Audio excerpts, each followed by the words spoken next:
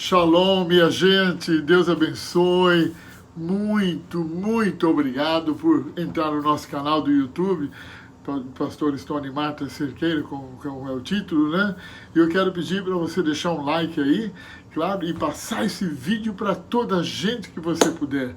Muito obrigado, uma honra, uma alegria que vocês estão entrando no nosso canal, divulgando as nossas redes sociais, não é? Eu estou vivendo um momento maravilhoso da nossa vida, Marta e eu quero compartilhar uma palavra que possivelmente vai se tornar um livro.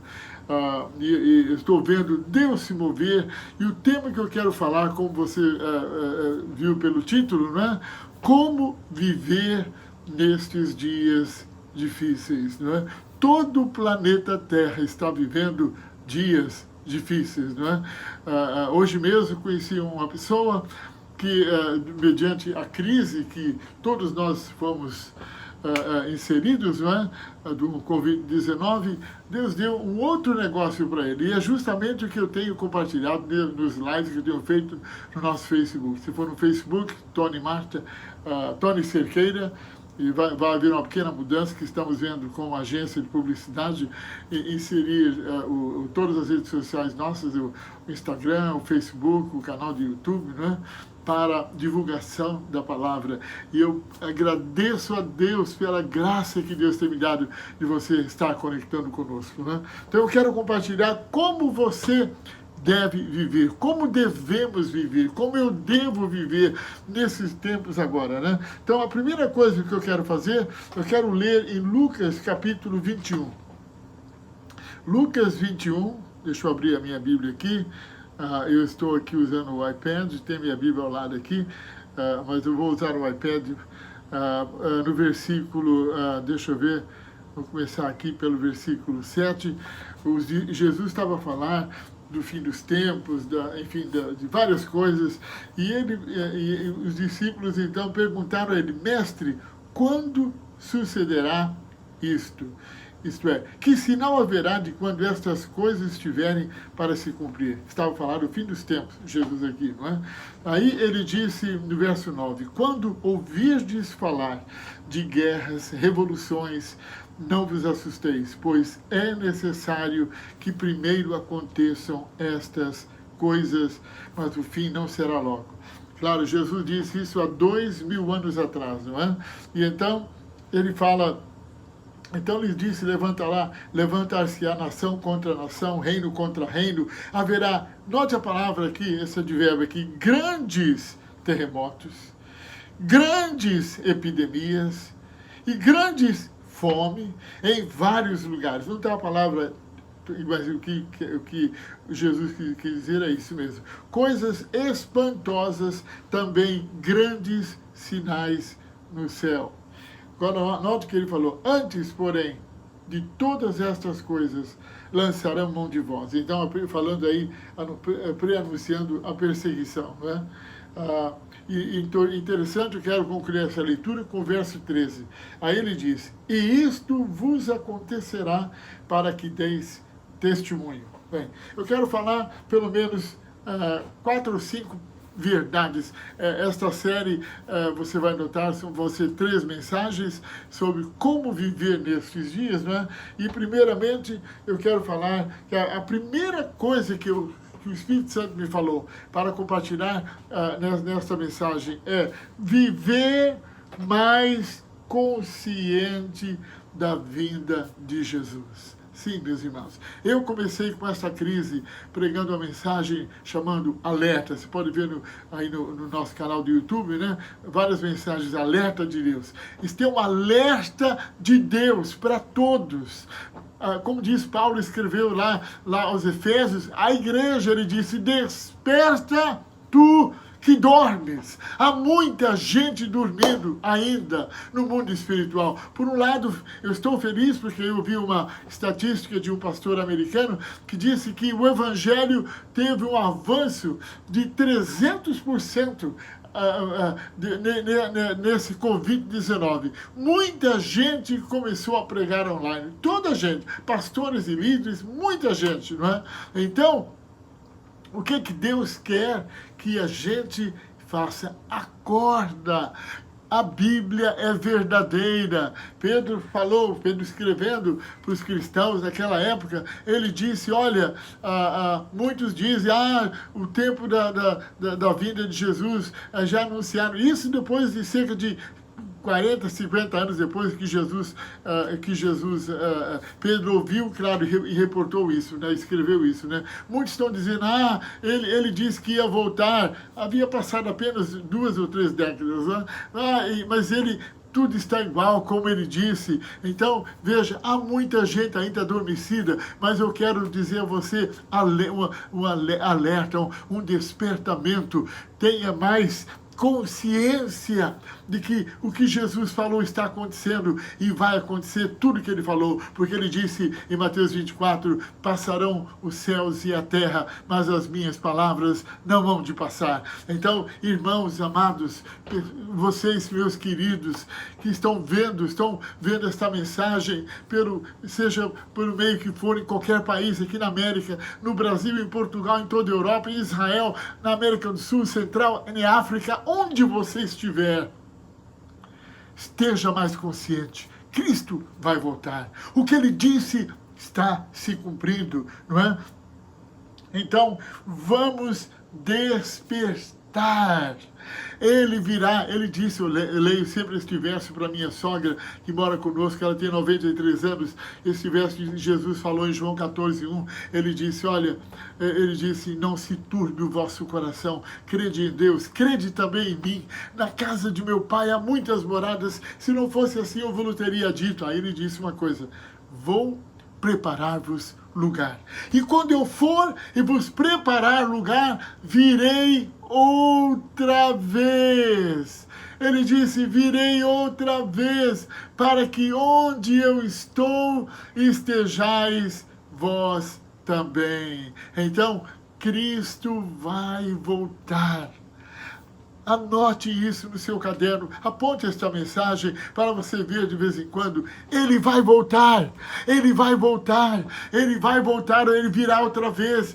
Os anjos disseram isso em Atos 1:6, disse aos discípulos, varões galileus, porque estáis abismados, assim como estás vendo, o viste subir, deste mesmo modo ele virá. Que quer dizer que ele vai vir outra vez, outra vez. Os profetas anunciaram a vinda de Jesus, não é? A primeira e a segunda, e nós estamos esperando a segunda vinda de Jesus, mas antes dele vir à terra, ele virá arrebatar a sua igreja, ele virá buscar a sua igreja, e será um dia, um tempo, que as pessoas não irão estar esperando. Muitos serão deixados para trás. Nesse tempo agora, ficamos um tempo sem ver os netos, mas estivemos vendo vários vídeos sobre o arrebatamento. Os meus netinhos estão sendo despertados, que um dia Jesus vai voltar. E a gente viu vários filmes infantis e para jovens, de pessoas que estavam adormecidas, não souberam viver o que estamos vivendo e vão ficar para trás, vão ser deixados para trás, ou left behind, como se fala em inglês, não é? Então, vamos estar mais conscientes. Segundo lugar, como viver nesses dias? Temos que viver mais perto de Jesus, mais perto dele, mais perto dele. O Tiago, o irmão de Jesus Cristo, não é? Jesus teve vários irmãos e irmãs, depois que Jesus nasceu, Maria teve filhos com José, e ele escreveu, Tiago escreveu assim, capítulo 4, verso 8, chegai-vos a Deus, e ele se chegará a vós outros. Ainda que, claro, eu quero só deixar isso bem claro, né? Deus vive em nós. Deus habita em nós. A Bíblia diz, 1 Coríntios 3,16, não sabeis que o Espírito de Deus habita em vós? Não sabeis que o Espírito de Deus habita em vós, que não sois de vós mesmos, né? Então, o Espírito Santo habita em você. Deus habita em você, mas o que eu quero dizer mais perto é a sua comunhão com Ele, não é? A sua comunhão com Ele, a sua comunhão com Ele esteja mais íntimo dele. Tenha o seu tempo no lugar secreto. Aqui em Mateus 6,6, fala de uma palavra poderosa nesse aspecto. Eu ensino sobre isso no meu livro, quando eu falo a sós com Deus, também aí no YouTube, uma das minhas primeiras mensagens, o a sós com Deus, você e Deus, como chamamos agora na reedição do nosso livro, que vai ser lançado em setembro. Então veja, você precisa estar mais perto dele. Como é, pastor? Como é que é isso? Como é que eu chego mais perto de Deus? A gente chega mais perto de Deus através da leitura da palavra. Meus netinhos têm passado bastante tempo conosco, e quando a gente desperta pela manhã, a primeira coisa que eu faço antes deles levantarem, e que aí eles estão fazendo conosco aqui, ou foram embora hoje, e amanhã nós vamos lá vê-los à noite outra vez. Então veja,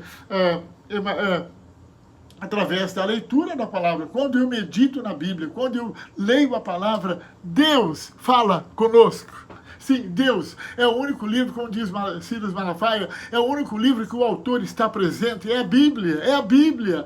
Quando alguém lê um livro meu, eu não estou lá, o livro está lá falando com ela, mas quando eu leio a Bíblia, Deus está aí, porque a palavra de Deus, diz Hebreus 4,12, é viva e eficaz, e mais penetrante que qualquer espada de 2 gumes, e que penetra até o ponto de dividir almas, espírito e alma, né? Juntas e medulas e aptas, olha que coisa maravilhosa, apta para discernir pensamentos e propósitos do coração. Então eu quero encorajar você, leia a Bíblia mais, leia a Bíblia mais, leia a Bíblia mais. Eu faço os meus netos dele pelo menos 4 capítulos por dia, não é? Provérbios, de Gênesis, do Velho Testamento, depois Provérbios do dia, hoje é dia 13, lemos dia 13, e depois ler 2 capítulos, pelo menos, do Novo Testamento. Então, por quê? Quando eu leio a Bíblia, Deus fala comigo. E depois orar. E depois orar. A Bíblia diz, Jesus disse, tudo que pedirdes ao Pai em meu nome, eu farei, para que o Pai seja glorificado no Filho. Jesus foi o homem que mais orou no planeta Terra. Se você notar aí no livro de Marcos, Mateus e Marcos e Lucas também, note que Jesus passou noites orando. Passava muito tempo orando. Por quê? Porque nós falamos com Deus, comungamos com Deus quando oramos. Quando eu abro o meu coração, quando eu estou falando de orar, não é só pedir a Deus, não é só orar quando vai comer, obrigado, tem gente que nem faz isso, mas você deve ser grato a Deus, a começar pela comida, quando levanta, quando vai dormir. Isso é orar também, louvar a Deus, né? Está no carro, põe uma música, põe uma mensagem, vá orando, ora em línguas, ora no seu idioma, mas não deixe de orar. Ler a Bíblia e orar, as duas formas, digamos assim, clássicas de a gente chegar mais perto dele, sentir mais a presença dele, ainda que não vivemos pelo sentimento, mas é poderoso buscar a Deus pela palavra e na oração. Oração é louvor, gratidão, intercessão, tudo isso nos aproxima de Deus. Amém? Em terceiro lugar, mais comprometido em testemunhar de Cristo. Hoje eu tive o privilégio de orar com um brasileiro. Fui trocar o óleo do meu carro e várias vezes que eu vou lá, eu disse lá ao dono, quando eu fui pagar, quando eu vou em qualquer lugar que eu vá, não é? Ontem eu orei com 3 brasileiros, hoje eu orei com um chamado Cláudio, eu vou mandar esse áudio para ele. Eu estava lá, vou sempre orando, que eu peço a Deus que me dê todos os dias alguém, pelo menos uma vida, para entregar a vida a Cristo. Então veja, hoje eu tive o privilégio de testemunhar para um brasileiro que está aqui há muito tempo, graças a Deus, com o coração preparado, ministrei para ele o plano da salvação e pedi permissão se eu podia orar por ele, que eu era um homem de Deus, um ministro e tal. E ele concediu. Então eu guiei ele a se arrepender, confessar Jesus e pedir Jesus para entrar na vida dele, ser o único Senhor. Então, irmãos queridos, a Bíblia diz assim, ser-me-eis, Atos 1:8, minhas testemunhas. Você é testemunha de Cristo, de Jeová e de Cristo, não é? Bem, não quero entrar nesse pormenor aqui, mas nós somos testemunhas de Jesus. De Jesus. Conta para alguém o que ele fez na sua vida, que você estava sem esperança, porque eu disse a ele hoje, eu estava sem esperança, com 22 anos, sem razão para viver, triste, perdido, isolado, na das trevas, atolado no pecado, e Cristo, eu ouvi falar de Jesus e recebi Jesus dia 13 de setembro, vai completar 47 anos agora, 1973, no ministério do tio Cássio, na casa da tia Vera, com a tia Vera, lá em São Paulo, em Perdizes. A minha vida nunca mais foi a mesma. E aí depois eles me enviaram para Goiânia, enfim, onde eu fui, passei um tempo lá na casa de recuperação, 1 ano e meio, tempo que revolucionou minha vida, e de lá senti a chamada de Deus. Então, mas veja, não pare de testemunhar, não deixe de testemunhar, testemunhe para todos que você conhecer, não é? Dou graças a Deus, porque eu não quero nunca perder este amor por Cristo. Eu quero apresentá-lo para todos, eu quero apresentá-lo para toda a gente, porque Ele é o único. Ele disse, eu sou o caminho, a verdade e a vida, ninguém vem ao Pai senão por mim. Ele disse, quem tem sede, vem a mim e beba, e beba. Então, meus queridos, testemunho. Paulo escreveu, 2 Timóteo 4:2, ele disse, prega a palavra, insta, quer seja oportuno ou não. Às vezes a gente tem que ser um pouco agressivo, não é?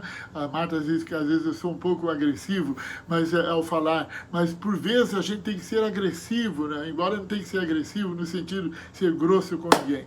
E Deus me ajuda muito, porque eu tenho, às vezes eu sou um pouco grosso com alguém, não é? Mas o Senhor está me ajudando, está me transformando dia a dia. E eu quero encorajar você a testemunhar, a falar, abra sua boca, conta o que ele fez, e depois ora pela pessoa, ora por ele, guia-o na oração que a gente chama do pecador, não é? Para confessar Jesus que morreu na cruz, ressuscitou dos mortos, e que você está arrependido dos pecados, e convida ele para entrar na sua vida como Senhor e Salvador para sempre. É isso, é muito fácil. Esta é a oração mais importante, vou fazer no final deste vídeo aqui agora, que você pode fazer por alguém. É a oração mais importante que alguém ora no planeta Terra. Então, vamos testemunhar, vamos estar mais comprometidos e conscientes para falar de Jesus, para pregar as boas novas, para testemunhar que Cristo é o Senhor, é o caminho. Não importa, não pergunte a religião, se é católico, se é judeu, se é árabe, se é muçulmano, se é budista, se é hinduísta, não importa. Só diga que religião não salva, nenhuma religião salva, nenhuma igreja salva, nenhum padre, nenhum pastor, nenhum papa, ninguém pode salvar, nem o santo, só Jesus. Amém? Testemunhe de Jesus, testemunhe de Cristo. E por fim eu quero falar como viver nesses dias com mais fé. Porque fé agrada a Deus. Fé é uma das maiores forças que está em operação neste planeta. E a Bíblia diz, Hebreus 11:1, define o que é fé. Depois diz, sem fé é impossível agradar a Deus, porque é necessário que aqueles que se aproximem de Deus creiam que Ele existe e que é galardoador daqueles que o buscam. Então você precisa de ter mais fé, porque a fé é que nos faz vencedor nesta vida, a fé é que nos dá vitória sobre o pecado, a fé é que faz a gente agradar a Deus. Então creia mais em Deus, tenha mais fé em Deus. Como é que a fé vem? Disse ao meu netinho que pediu a mim chorando esta semana, vovô, eu quero ter mais fé, eu sinto que a minha fé é muito fraquinha, ou às vezes eu sinto que eu não creio muito no que Jesus fala. E eu disse a ele, fé vem por ouvir. É assim que a gente vai aumentar a fé. Continue lendo a Bíblia, continue ouvindo pregações. Eles vem muito o Superbook, né? E a gente põe sempre mensagens para eles ouvirem. Porque fé vem por ouvir. Fé vem por ouvir. Você precisa ouvir mais. Ouve no YouTube, ouve mais os meus vídeos, ouve outros vídeos do seu pastor. Ouve, porque fé é uma força poderosa. É uma força que traz até a nós o que Deus promete. Afasta de nós o que o diabo nos envia. Destrói toda obra do diabo. A Bíblia diz que As armas da nossa milícia não são carnais, mas são poderosas em Deus para a destruição de fortalezas. Com fé nas promessas, com fé na palavra de Deus, com fé em Jesus, você vai vencer essa crise, essa enfermidade, em nome de Jesus. Esse problema no casamento, em nome de Jesus. Esse problema na sua empresa, a falta de recursos, de dinheiro na sua casa, em nome de Jesus. Chama a existência, chama para vir ter consigo, em nome de Jesus, e você vai viver vitoriosamente nestes dias difíceis, em nome de Jesus. Dias de desafios, não é? Na verdade, dia de desafios. Então, meus queridos e amados irmãos e amigos que estão vendo este vídeo agora, eu quero orar por você agora. Eu quero finalizar com a oração que eu chamo a mais importante que você possa fazer no planeta enquanto está vivo, é entregar a vida a Cristo. Diga após mim assim: ó Deus, eu creio em Ti, eu creio em Jesus, confesso que Ele é o Senhor, e morreu na cruz por mim, e ressuscitou dos mortos, e recebo agora a Jesus como